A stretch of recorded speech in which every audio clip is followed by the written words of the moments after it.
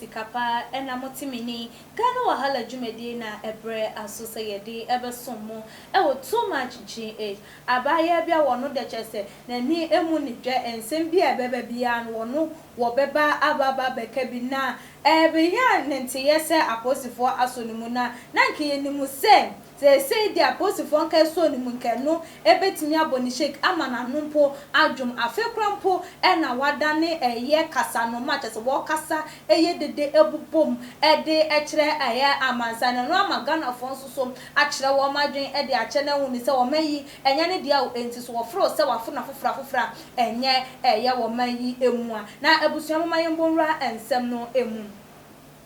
Yenu ba eye Afia Schwarz nsem bi ababa betu edwana nsem enyina NSM waiting for me to fail is like expecting Kennedy Agyapong to change we ene ensem wa Afia Schwarz wode atu edwa na yenu ba Afia ebusuafo yenya nte ye SM eye aposifo ababa be so ni mu a chese wokọ eye aposifo akache ni nyina eye siwa ye siu no by P0lice for defamation of character womo ene siu no P0lice womo ene esiu no say we defaming of character enunti no aposifo eto ensa de efre abayan Ghana Police Service form eto ensa de friend for defamation enu enti no na just Ghana for hwe say we den ka abaya yi we meeting because muni Afia Schwarz we obi a just ensa modie enka ne wono abode just wo mani enye nan we kan na we yaka we kan na we yaka wakwakwa yo obi a ensem bia wode na no atumu bi se wonim hu bi nko ade a mo hwe Accusations bi ni Dr. Kwaku Oten wo ma wade ensem say wono a ene be breaki silence no ema ye hu ensem a ekoso ewo bi agware efie emu ye hwe Joyce blessing ensem nso so a wono a wode na no tumu ebi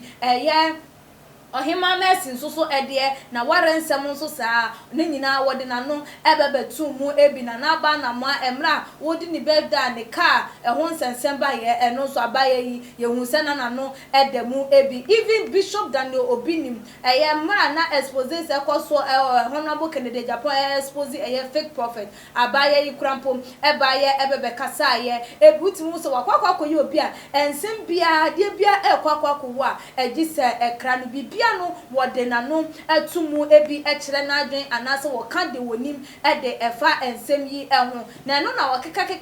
ya wakeka ya to the extent so okoka ye egu obi eho efia enunti ma P0lice for esiu no for defamation of character ma Ghana Police Service form eto ensa ede efrenuti na Ghana fo ani age se we ebe yesua de ama abaaye yi ama ensensem a woka ede fa enkrofo hono wajai ena it is alleged na so wo TV station YouTube channel ntino wo sorry ya no atam camera de asine so na waba ena it is alleged no wo kan krofo ho ensem egu wo mu efi no na wo mu ne se we ebe manager sa enoma ne nyina na ebiem nso so no asanso aye adusua de ama wo mo eba wo ma hunu se enyo wo bia ho ensem ena wo beka na abaya yi mra aposifo so ni mu a wo mo eja no ewie ya ape no ba Instagram live edi nsem bi ebebetu edwana ne nsem odi etu edwana wo chire mu ese she was only invited to the police headquarters for threatening someone and has been released was one the apostle etons ede friend no ema ne ko wo mo akache kasie mu enyina ese wo threaten wo bi na wo omo friend no ebetoto na no na eno anu no wo to omo toto na no ewieye na wo mo eja no yenim se nko ka sa ense wo ewieye no nka wo wie na abaya yakwakwa ye obi ache so obego every length obetomenti ne haters on every platform ayede ebe manual eso wo wieye after the life no emu no was I a picture be ababeto ne Instagram page so wa share a photo a watch le wonu ankasa ni mu okuta a glass of wine just a watch le na nensem a wodi etu edwa enyina say those of you who are waiting for me to fail is like waiting for Assin Central Legislature Honorable Kennedy Agyapong to change. Cheers to things that will never happen in my life. We any someone wo caption ye ewo eye nimfonyi no ase na chese wa ohun esu ene eban a ye kan na wo nyaye wo say ye mo amotwen senka ono eye Afia Schwarz obe feli wa abrabom wo be hwe ase wa abrabom chese wo be bofom wa abrabom wontimi mpagya wa abrabom no etese wo hwehwe se eye honorable Kennedy Agyapong MP for Asen Central wo no wo hwehwe se wo no mom ebesesa wo se Kennedy enya de so obesesa e de afri ni ye ni eni ni su ehu enti no sa na ono etie mo hwehwe se wo no obe feli e wa abrabom no enya de se ebesi de biara edda or say nothing can change my life. And that's I said nothing can intimidate me and nothing can change my life. Only success or no so ne dia wode etwa eto no se bibia ne ho ebetimi intimidate no obi antimi nhye no so bibia ne ho ebetimi aka na ahye anase bibia ne ho a ebema no ayeden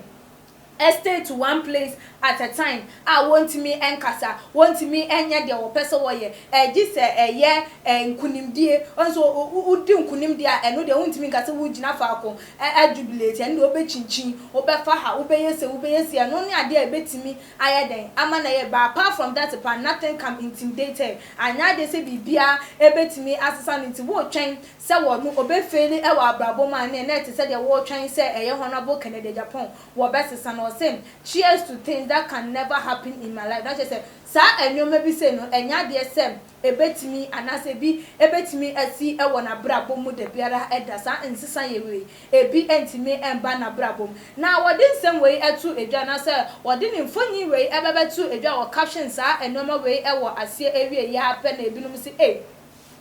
Debio abaye all those are possible so ni mu no say afa na fufra ne de fro wo be fufro say wo kasa wo be so like obi a wo mo twen I say wo be feli na nya de so be feli a eba ne sen e na wo de honorable Kennedy Agyapong edi eba mu ebi na chese wo papa no entokwa enunti e na wo di sa edwuma na no na binum so se debio hwe efuto we ensakra nipa agise nso hwe agise ade a ebe bro ne so ade a ebeye dey ebe buru na adwene ne nti aseso na wono a watena se ahunu sa de bie ne wono betimi asesa abaya we because wo hwe ne ngwase a yegu no ebra wone ye ne husband ye hwe ne neka pictures e ba bonten ta wo eboni mu na chese ne ho wayiye ne wonkro de banka we nyina betimi ama no ayeden abre ase nanso ebie ne wono abaya yi wabu nani egu so se wo beye dey wo beye na chese abaya no timu se wabo aniwo edua nkasa enti de wo kan de enya de se anase de Ghana for ehwehwe se beto wo na brabom enya de se ebebem ti de wo kan de eye no kure pana mama menkenkan eye adwuntwe no bi emfa emabo yenua bi dia wo de eba ye o say I can see this girl wants a fight. Oh, he wants a fight from Kennedy Agyapong. Why will you bring his name in your statement? You could have made it waiting for me to change.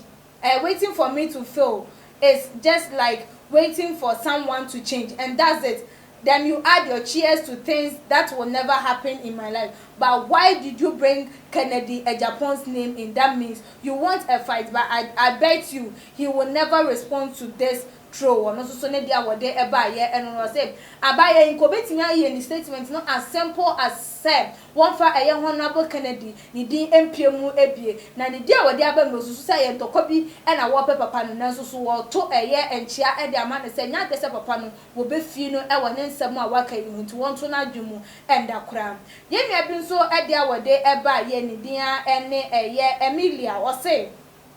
Afia, when will you change? Abba, you can never change. After all, we know that Honorable Kennedy has changed because he has now told us that she's not going to fight. But as for you, you always want people to fight you